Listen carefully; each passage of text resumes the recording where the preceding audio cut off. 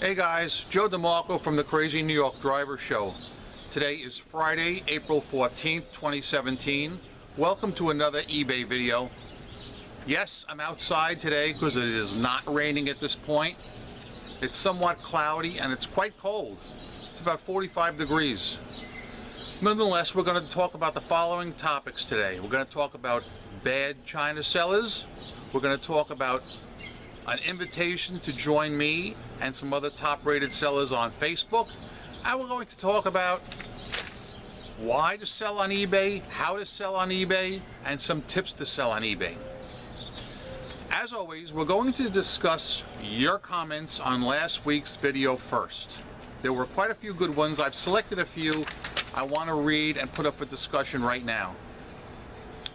The first comment came from Rubber Wilbur, and he said, Joe, I do free shipping, but I do a 20% restocking fee, which takes care of the shipping. And the great thing about restocking fee is that buyers usually ignore those terms when they make the purchase because they plan to keep. Shipping charges discourage buyers. So if you sell an item for $80 and they return it, you'll get 16 bucks back for restocking. I've been doing this for 2 years and haven't regretted it since. One buyer gave me a neg after the charge, but eBay took that off because those were the terms. So I responded to him last week and I said, are you telling me that if we as sellers charge a restocking fee and a buyer negs us, that eBay is going to remove that? And he said yes. And I question that, with all due respect, only because I sell in eBay Motors and I buy in eBay Motors, and I have been noticing a trend for a long period of time where people on eBay Motors are being negged by buyers for charging a restocking fee. I took a quick look on eBay just the other day and I came up with this.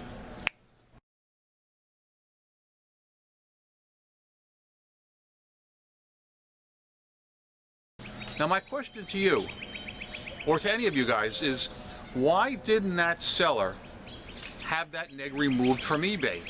Now either he doesn't know he can, or maybe he did try and eBay wouldn't remove it. The bottom line here is, guys, question: will eBay remove a negative feedback if you charge a restocking fee and the buyer complains about said fee? I'm not so sure they will. If I can get some definitive answers on this, and I do have some feelers out there, if I can get some definitive answers that they will charge a restocking fee, then that sounds like a very good idea to me. Okay? Next, I want to read a comment from Robert Keyser regarding bad eBay sellers. Robert Keyser writes, Joe, I think you should either give up the wall of shame or identify the bad sellers. Otherwise, all the wall of shame serves to do is educate us on bad practices. The goal should be to have eBay hold them accountable. The main reason they are getting away with this is due to privacy. eBay making the sellers more invisible is only promoting this bad behavior. As it is now, you haven't shamed anyone, only showed us what bad sellers do. My goal was not really to shame anybody, but to show you what bad sellers do so you guys don't do it. Early in the series, I said I wasn't really looking to out any eBay sellers per se. And I put that out for a group vote, and I'm going to do it again right now. A two-part group vote, non-binding, because it's my channel. But, guys, regarding the bad eBay sellers Hall of Shame, do you think I should reveal the seller's IDs, yes or no, and why? Please comment that. Also in your comment, part 2, bad eBay China sellers. Bad China sellers are a whole world apart from a bad eBay seller. A bad eBay seller is basically a regular ham and egger who either doesn't know how to sell on eBay or just is a bad seller. But these China sellers, they're committing all sorts of serious violations. Copyright infringement, not delivering goods. I feel that China sellers are in a boat all their own, no pun intended. My question is, also, do you think I should out the bad eBay China sellers? In this week's video, which is coming up shortly about them, I did not. I kept their IDs private, but I want your opinion on that, so let me know. Next comment I want to bring up is from Mighty Buffoon. I suggest you offer the free shipping on new items you sell, but charge the buyers your determined amount for shipping on used items you sell. I have found that buyers almost never return new items, but are more likely to want to initiate a return on used items. Mighty Buffoon, I respectfully disagree with you on one aspect of that. With my new items, I often sell things in quantity listings. For instance, one brand new Toyota Corolla hubcap, where you can buy 1, 2, 3, 4. I've had numerous people buy one for $50 with free shipping, then contact me and say, Joe, I thought I was getting all 4 brand new factory hubcaps shipped to California for $50. Trust me, it has happened to me numerous times. But your idea is not bad. I guess it's in the category specific, whatever category you sell in, but for me, that doesn't always hold true. And the last comment I want to read relates to China sellers, and it's from Mr. D. Kelly. This is a good one. Joe, China sellers are killing my sales. They now sell the Buick center cap, part number 102-54321. They distort the Buick emblem so they don't get hit for trademark rights. I think this is a load of crap. If they have to blur out the emblem, they should not be able to sell it. I agree with him 100%. I am so sick of these China sellers copywriting illegally GM parts and representing them as factory. In fact, since we're talking about that, let us now do a cutaway to bad China sellers in today's eBay. Bad China sellers Hall of Shame!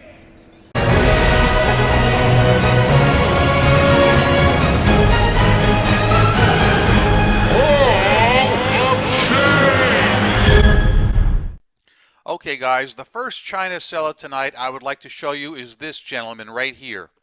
He is selling what is being classified as new emblem wheel center caps for a Buick Century or Regal. These items, as you can see, are coming from a China seller right here. Right there, see it?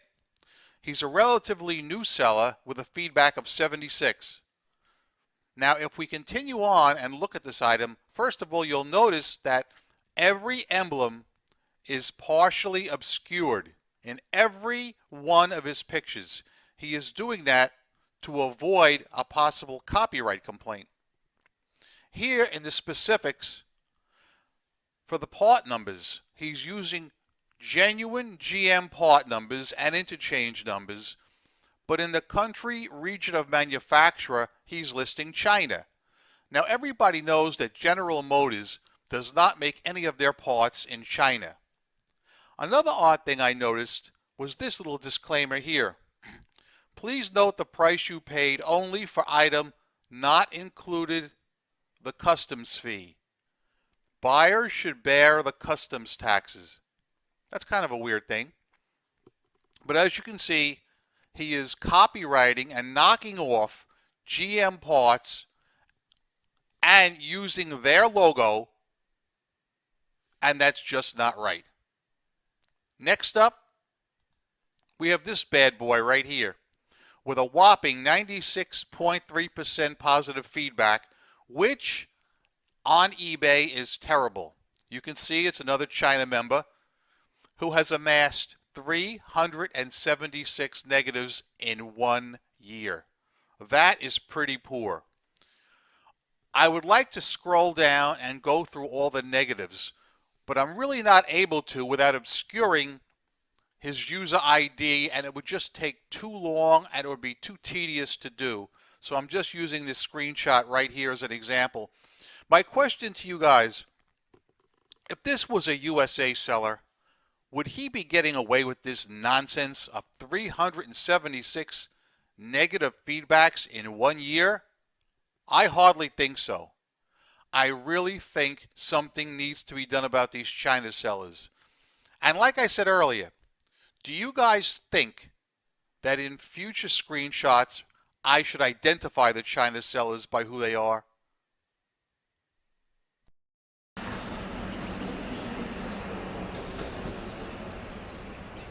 Oh man, after seeing that, I have to take a drink.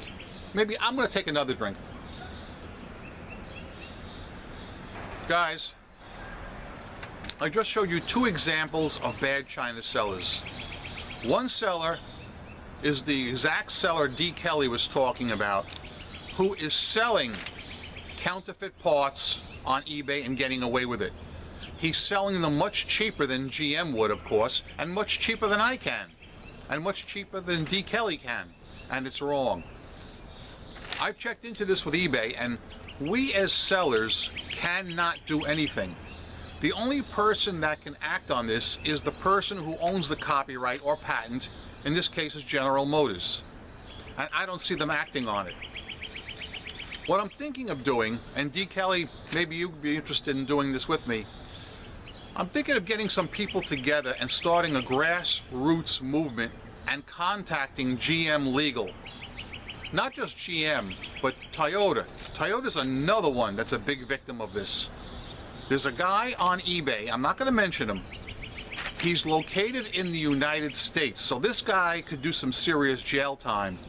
He's buying containers of this stuff from the China sellers, and then he's putting the Toyota logo on them, okay? That's one guy they would probably go after because he's here in the United States. But anybody who's doing it over in China, I think is going to skate like Tanya Harding. But if any of you guys have any advice or help on this China sellers issue crap, please comment below. No matter what category you're in, it does not have to be eBay Motors. It can be any category on eBay. They are proliferating all the categories and hurting all of us. So I want to hear your opinion. And that other China seller that I focused on, with all those negative feedbacks, seriously guys, I got a question for you. And I love eBay. I love selling on it. I put these videos out to help you. If a USA seller was running his business like that, do you think he'd still be on eBay? Because I freaking do not. Okay? Alright, let's move on. In last week's video, I told you about messages being blocked by eBay. A lot of you guys wrote in and said that eBay is looking for certain keywords to block, like PayPal. And you guys are correct. And there are ways to get around it, like many of you stated. And I just think it's rather sad that we have to go through that trouble, because we are not taking sales off eBay. All we're doing is educating the consumers, or trying to educate them, and I don't see what the big deal is myself. I have been reading about some issues some of you have encountered with buying eBay shipping supplies from the eBay shipping supplies seller. And they vary in nature, but one of the most common comments is receiving a partial order. That has happened to me the last 2 times I've ordered from them. 2 weeks ago, I think it was, I ordered boxes and stickers from them. So last Friday, my boxes arrived through UPS, all right? But the stickers never arrived. Rather than contact the company and start breaking balls right away, I said, let me wait till Monday or Tuesday. I'll give them a few more days and see if the stickers arrive late. And they did arrive late. And what's weird is the stickers were shipped separately through the post office. I'm not sure why they did that. But anyway, I noticed that a lot of people are getting their orders in split orders. So if you do order shipping supplies, don't be surprised if you get only half the order the first day. Give them another day or two, the stuff will arrive. A funny story I heard while I'm on that subject, I heard this on Facebook.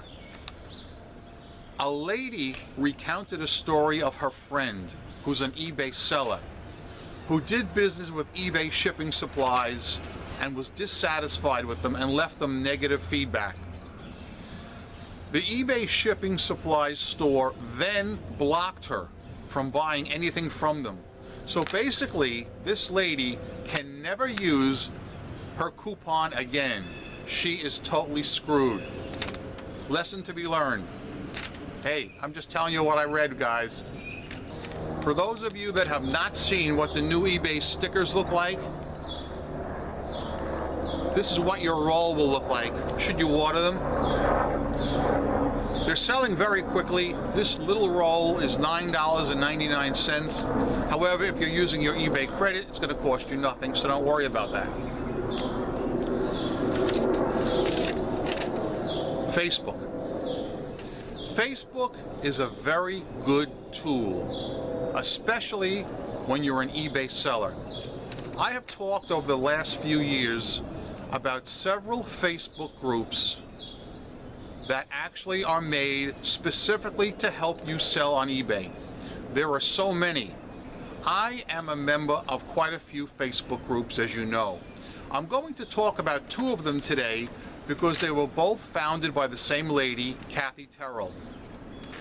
I had the pleasure to interview her, and I'm going to do a cutaway to that very shortly, where Kathy herself will tell you about her two Facebook groups. One is for eBay beginners, newbies or small sellers, and the second one is for experienced sellers like myself and like many of you who have eBay stores. The second group is for store owners only, okay? And after the video, I'll be putting some links in the description box in case you want to join them. But for now, let's meet Kathy Terrell. Hey guys, Joe DeMarco from the Crazy New York Driver Show. Welcome to today's video for Friday, April the 14th, 2017. We're going to be talking about various eBay topics today, and I'm going to go over the list for you in a few minutes. We're going to do a good recap of last week's video, and I'm going to read some of your comments. But right now I have a special guest with me. Right here in New York City, I have Kathy Terrell, who runs several Facebook groups. And I'd like you guys to meet her now and get to know her, and hopefully you guys will want to join one of her Facebook groups, whether you're a newbie or whether you're a seasoned seller like myself. So I'm Kathy Terrell, and I am a top-rated silver power seller on eBay, and I'm here in New York City. I actually started selling on eBay a little over 10 years ago. And the reason I started selling on eBay was I was actually on QVC at the time. And QVC's in Pennsylvania, and I was commuting. And my mom was quite ill. So I needed to be home in Manhattan more. Helping her when I was in Pennsylvania all the time was getting to be a big challenge. So I came back here to New York City, get all the noise from the city, and started to figure out, like, what can I do that has very flexible hours that'll let me take care of my mom and still, you know, be bringing some income in. And I actually started selling on eBay just by clearing out things in my apartment. And it was just interesting because I was just helping a couple sellers today that are doing the same thing. They're just starting to sell on eBay, and they're doing it by cleaning out things in their apartment. Anyway, I found I really liked it, and I think that's one of the biggest things about starting to sell on eBay. Is I always tell people, don't buy anything. You know, maybe a postage scale, that's about it. Start with things that you have in your home. I know a lot of times people might tell people, oh, you got to buy this and you got to buy that, and my recommendation would be don't buy anything. Maybe a tape gun, maybe a postage scale, and some mailers. Sell what's in your home and see if you like selling on eBay. And if you're like Joe, and if you're like me, you'll find that you really do. And then you start to, after you sell things from your home, you'll start buying some inventory, maybe from local thrift shops or local retail stores that are having a great sale. And that way you'll increase your inventory that way. I actually run several large Facebook groups to help sellers. I have one for new sellers and also more experienced sellers that want to go over basics, and that's called eBay Selling Basics, Nothing But Selling Basics. We're a very positive group. a very helpful group, and basically you can ask us anything about selling on eBay, about your listings, about shipping, dealing with customer service, any issues that might come up for you as a seller, how to find inventory, how to store inventory, how to time manage, and that's eBay Selling Basics, nothing but selling basics. It's over, I believe, 3,600 members now, and it's a global group, so you'll be in with eBay sellers from around the world. And then I also run another group. It's a little more elite. It's eBay Stores, nothing but eBay Stores. Now that one you do need to be an eBay store owner or be just about ready to open an eBay store. It's a more advanced group. It's a lot about strategizing for your eBay store, a lot of things about social media for your eBay store, and more challenges as you become a larger, more experienced seller. That one's also, I think, a little bit over 3,600 people, and that's also a global group. We have sellers that are active from all around the world. And I love doing it. The more advanced group stores is great because it's a place for more experienced sellers to go to deal with different issues. Inventory control. Again, sourcing inventory, always something that sellers are looking out for. Optimizing listings, different listing strategies, and then the Selling Basics group. And Joe's in both, so I get to interact on the internet with Joe every day, which is a lot of fun. But I think it's one of the challenges as a seller. Actually, a couple of things I was listening to today is no matter how much you know, it's important to stay teachable. And when you're new, to keep things very, very simple. You can have a lot of information coming at you, and what you really want to do is just keep it very simple. How to get things listed, how to get things sold. And then as you become more experienced is to stay flexible and to stay eager to learn. In fact, Joe and I were just at a meetup group tonight, and it was interesting. We were looking at a woman's listing, and she's like, oh, but this is the information that was given to me 2 years ago. And Joe and I both started nodding our heads, and we said, yeah, that's the problem, because that's from 2 years ago, and it is no longer the truth. And one of the great challenges as a seller is, we got to learn, get the listings up, get it packed, get it shipped, take care of our customers, and Joe's weekly videos are such a great help for that, is you've got to stay current on what the policies are, and you've got to stay current on what is working. And what worked 6 months ago, a year ago, may not be working now. And what worked for you 3 or 4 years ago may not be working now. And then finding, well, what is working? What can I be doing? And get busy doing that. So that's what my eBay groups are about. Excellent, Kathy. And I'm going to put the links to both your groups in the description box below. Great. Thanks for being on the show, Kathy. It is my pleasure, Joe. Rock on. Thank you.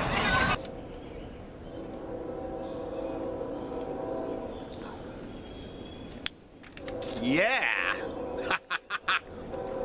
Things are starting to look up, folks. As you can see, it looks like it's going to start to brighten up a little bit today, which will be nice. So yeah, that was Kathy Terrell, and I'm a member of 2 of her groups. I'm also a member of her New York City meetup group, which is something we'll discuss on a future video. But I highly recommend both her groups. Whether you're a beginner, there's a group for you, or whether you're an experienced eBay store owner, there's a group for you. The groups are a wealth of knowledge. You can go into a group and you can ask any eBay question and never have to worry about being laughed at or scorned. The groups are about sharing and about learning.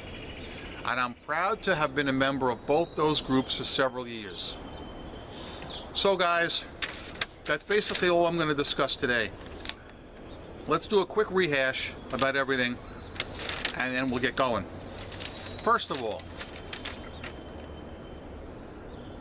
these bad eBay China sellers, guys, they are in a group all their own.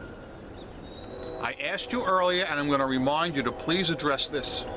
In future videos, do you think I should continue to keep bad sellers' IDs private? A, for domestic sellers, and B, for bad China sellers. You know how I feel on this. I feel I should keep the domestic sellers' IDs private. I'm not about hating on anybody. I'm about exchanging information and teaching you and using it as a learning experience. The China sellers are different. They are totally different. What they are doing is against the law, okay? And I don't like it. It's a whole different situation. And I'm right now on the fence about revealing their IDs, but I do want to get your opinion because that's very important to me. Comment that below, please, and give reasons for your answer. All right? If you guys are looking to join any cool Facebook groups and help increase your eBay knowledge, the links are below. Questions are always welcome. Remember, guys, I come out here every week to help you sell on eBay, and I hope you find my videos helpful. I go through a lot of work to do these, believe me. If you find this video helpful, please give me a thumbs up. If you don't, tell me why in the comment box below. Remember, I am a seller friend, not a seller critic, or not a skeptic of any kind. Thanks for watching. I'll see you guys next week, right here on the Crazy New York Driver Show. Remember, I'm Crazy New York Driver, and you're not. Rock on, make some sales. Peace. Yeah. Yeah.